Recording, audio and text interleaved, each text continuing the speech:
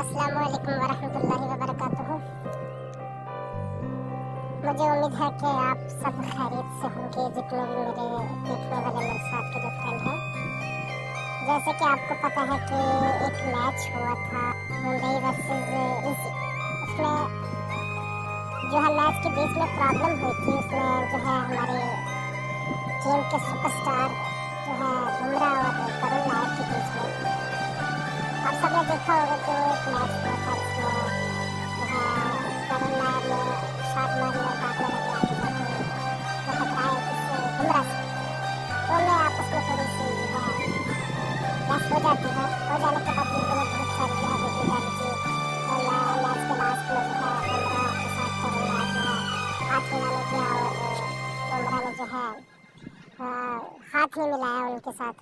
तो मैं उन सब लोगों के लिए ये जो मैं वीडियो बना रहा हूँ वो देखें कि ये जो आगे आप फुल वीडियो देखेंगे जो मैं वीडियो डाल रहा हूँ, आप देखें और उसके बाद बताएं कि जो हमारे टीम के सुपरस्टार बुमराह है वो वाकई में ही सुपरस्टार है।